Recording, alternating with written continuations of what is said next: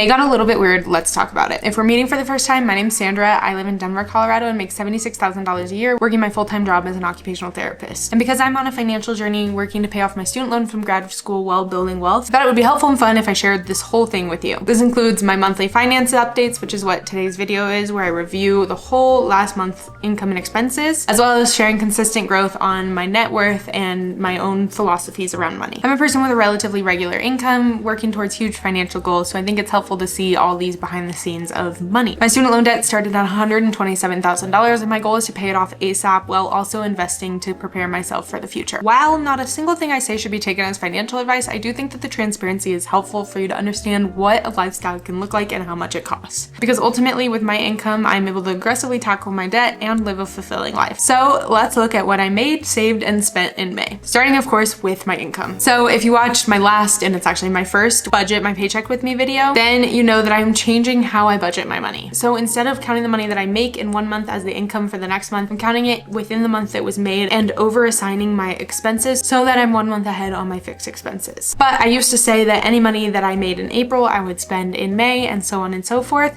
And that just wasn't working for my bookkeeping. So this month I've switched it so that money I make in May is spent in May, but I just have a bucket of 1 month of fixed expenses to be flexible with. So that's as much as I'll be talking about that in this video because I very much over-explained it in the last one. But these videos allow me to look more at the big picture of the month and explain what my income was relative to my expenses and why I made the choices I made regarding my expenses. So in May, I am counting income from April as well as from May within my income, which means that I have a total income of $10,149. Of that, $3,990.95 was made in April. And May happened to be a 3 paycheck month, which also makes this number seem super inflated, which means that I made $6,158 in May. I had fun spending that extra money, but we'll get to that. In May, I put $3,687 to my student loans. One of those payments hasn't posted yet since it's the end of the month, and because this was a 3 paycheck month, that ended up falling close to the end of the month. So my balance is $89,435. And that brings me within 1 month of having paid off exactly $40,000 of student loan debt. So that's pretty exciting, especially considering that we are at 11 months into this journey. I invested $583 to my Roth IRA, which brings my total invested balance in that account to $4,000. I do invest pre-tax to my 401k, but that doesn't get counted because I don't budget my pre-tax money. So it's just there growing quietly. And having that $4,000 in that account is huge for me because I have invested most of that within the past 6 months because I wasn't really investing in 2024 as I was getting an early handle on my student loan payoff. My savings got a little wonky. As you know, I love sinking funds, but I went ahead and spent a lot of money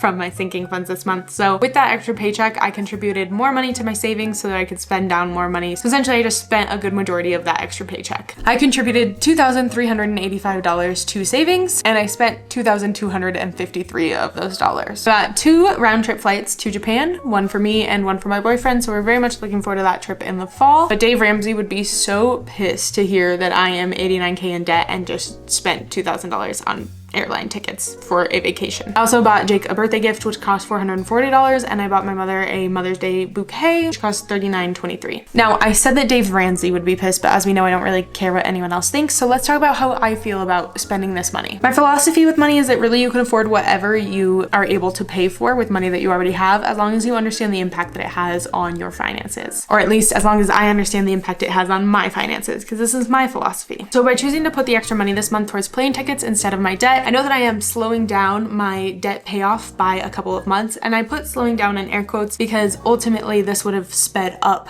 my debt payoff a couple of months. I have my goal and I'm hitting my targets to hit whatever time frame I've set for myself. Also, by not putting this money to investments, I know that I am potentially losing out on tens of thousands of dollars down the road. So I understand the impact that not putting this money to those areas has, and I'm making the choice to buy the plane tickets anyways. I'm comfortable doing this because I have super clear goals set for myself and a very clear vision on what I want my life to look like. And I don't mean that I have an exact 5-year plan laid out, but I know the things that I value and the things that I want from my debt payoff as well as from potential early retirement, and I also know the things that I want right now. Because I've set very clear goals for my debt payoff and my early retirement and have clear monthly targets to hit, I also know that I'm on track for those goals. So any extra money is just speeding the goals along or allowing me to live my life right now. And that is ultimately what I'm choosing to do because I very much value travel. So by going to Japan now, I'm choosing to live for the travel now rather than in a few years. But I'm only able to do this because I have clear goals and I know that I'm on target to reach those goals. If I wasn't on target for the month for those goals, I would have made a different choice for that extra money. So for savings, in total, I now have $10,245 in my emergency fund. I'm not currently funding this emergency fund anymore. I let the interest that grows in there ride, but otherwise I don't put any more money towards this fund. I have $105 saved for gifts.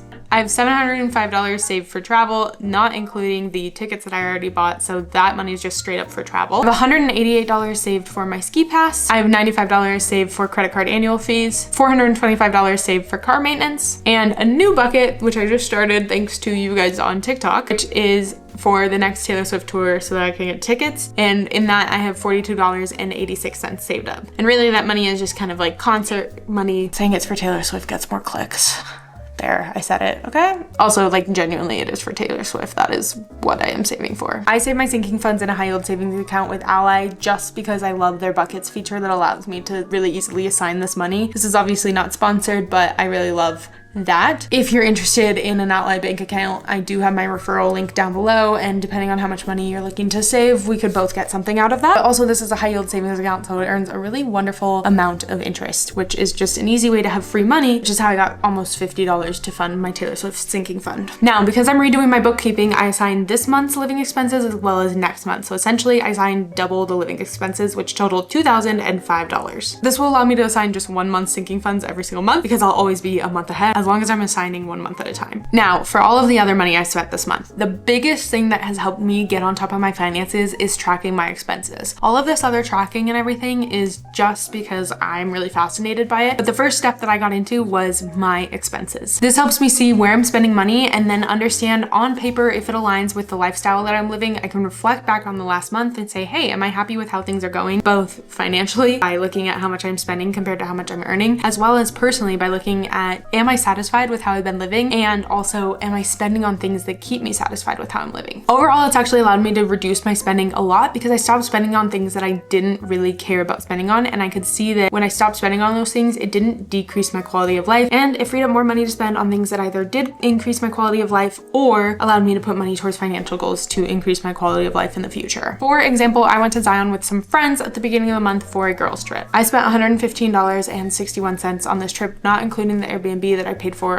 a couple months ago. Other things that I spent on is that I got my winter tires taken off and that cost $103. I also renewed my car registration for $72.11. So I did some very adulty things this month and then I followed that up immediately with some very unadulty things. For example, I went to a Mexican bar called Jose O'Shea's and I spent $7.91 on a lemonade and some queso. If that's not childish, then I don't know what is. Our blender broke a few months ago, so I found one at TJ Maxx for $27 just in time for smoothie season. And I went to a brewery with some friends to celebrate a marathon they did a couple days after the marathon and spent $3.54 on a soda. One thing I did for me is I spent $29.73 on some basic teas. Headed into spring, it's nice to have a few basic teas, and the Memorial Day sales were too good to pass up. So I spent $40 on 4 shirts. And last but not least, I bought myself and some friends some bagels, which cost $19.27, and it felt good to be generous with those friends. So that brings my grand total spending this month to $388.74. I had some money left over from last month, which is why I like how I organize my budget template so much, because it allows me to roll this money over. And when I have variations of my spending, like this month was a relatively high spending month, especially with the trip that I took, as well as a few car things, which I was able to cover just in my monthly expenses. But even with those extra expenses, having not spent as much last month allowed me to be under budget, which was great. It always amazes me when people don't track their expenses or have any sense of how much they're spending every single month, because like I said, it's the most important thing that I do that has had the most profound impact on my spending, and it's relatively simple to do as well. You can even just download your credit card statements and pull them into your template and calculate your spending that way. But usually when people ask questions about finances, it is the first thing that I recommend doing. It can be nerve-wracking or scary if you're not really sure how much you're spending, but ultimately knowledge is power. So yeah, that is how May went. That's what I spent on, and that's why it got a little bit wacky. Ultimately, these are the little pieces of the big picture of my net worth and financial journey. Just like everything else, it's just a matter of stacking together good months to creep towards a goal. And when you look back on how far you come, you can't help but feel anything but proud. If you're interested in tagging along for the rest of my financial journey, I would love that. Go ahead and subscribe. You're a pleasure to have in class, so it'd be great. And I'll see you guys in the next video.